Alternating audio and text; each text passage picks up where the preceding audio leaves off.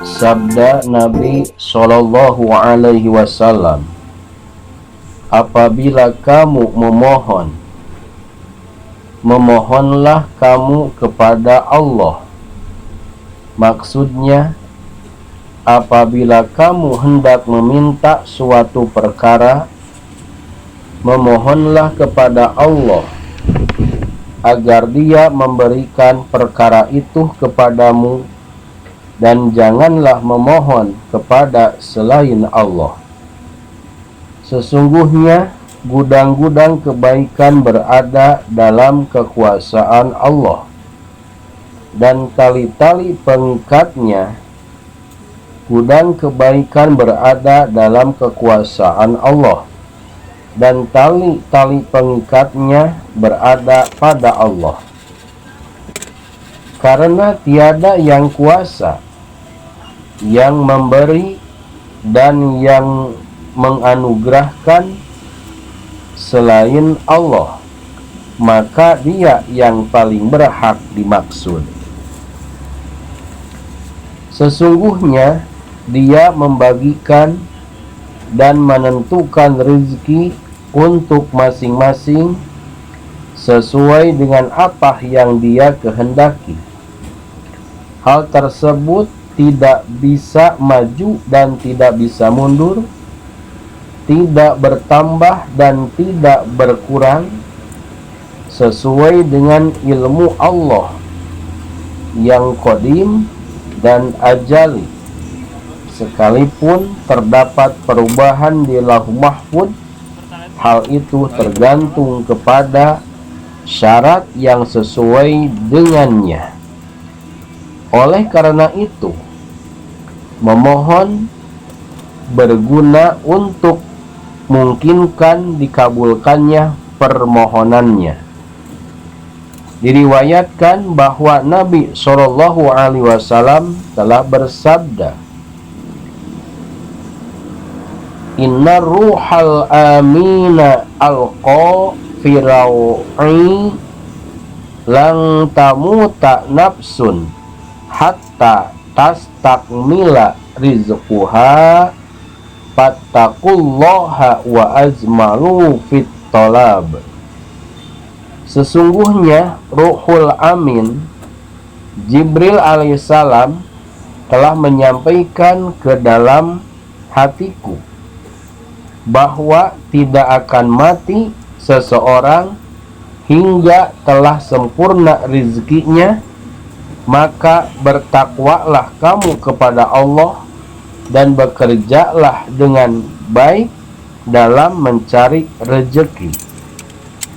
Maksudnya, kita harus mencari rezeki yang halal.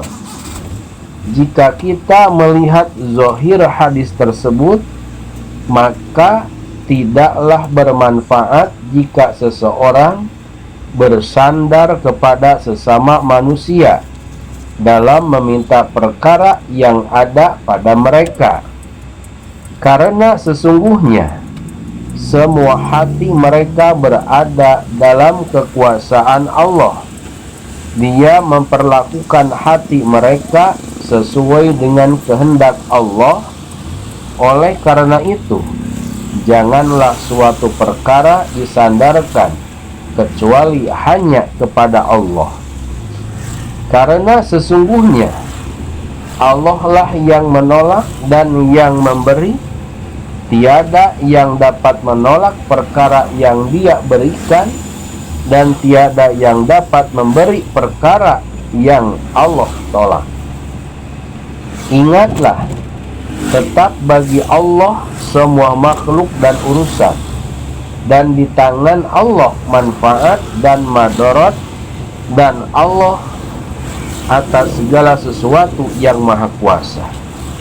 Dalam sebuah hadis dikatakan, man lam yas'alillaha yaghdab alaihi fal yas'al ahadukum rabbahu hajatahu hatta syas'a na'lihi idzan qata'a.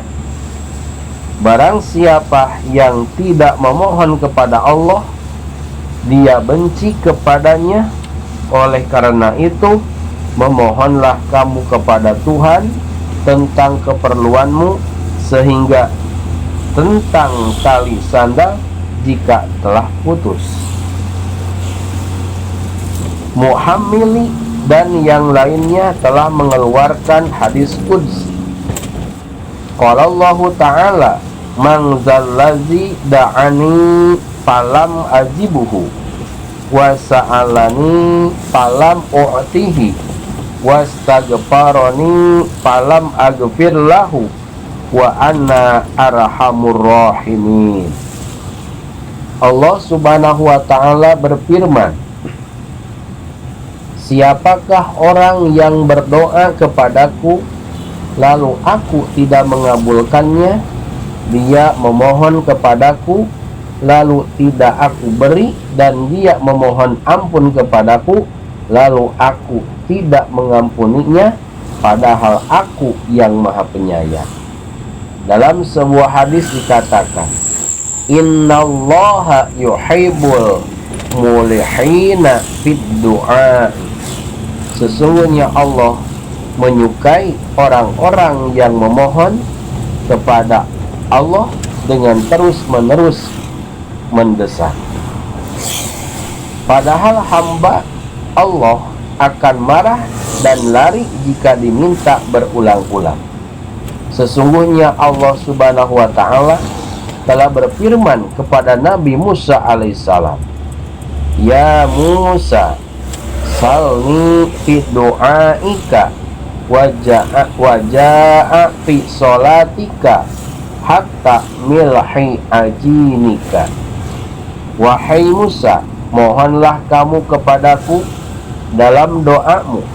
Dalam riwayat lain, dalam sholatmu, mohonlah kepadaku hingga garam untuk adonan rotimu.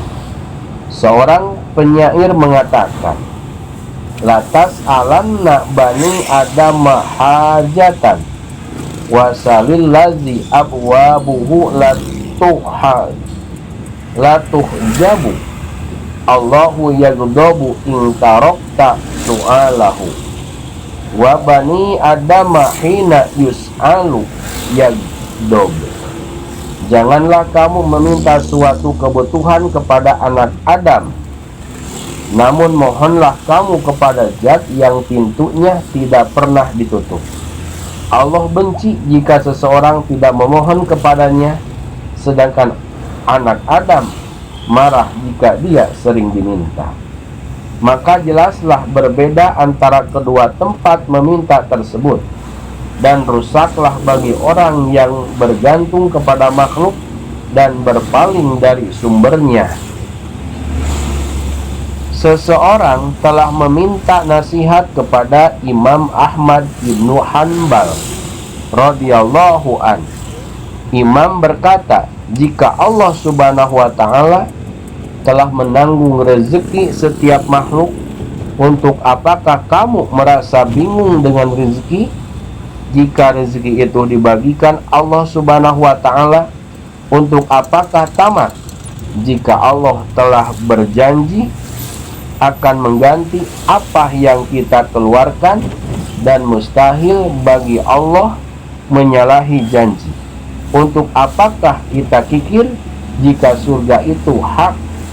Untuk apakah maksiat di dunia jika dunia rusak? Untuk apakah merasa tenang di dunia jika hisaban itu hak? Untuk apakah berkumpul bersenang-senang, dan jika segala sesuatu berjalan dengan qada dan qadarnya, untuk apa bersedih?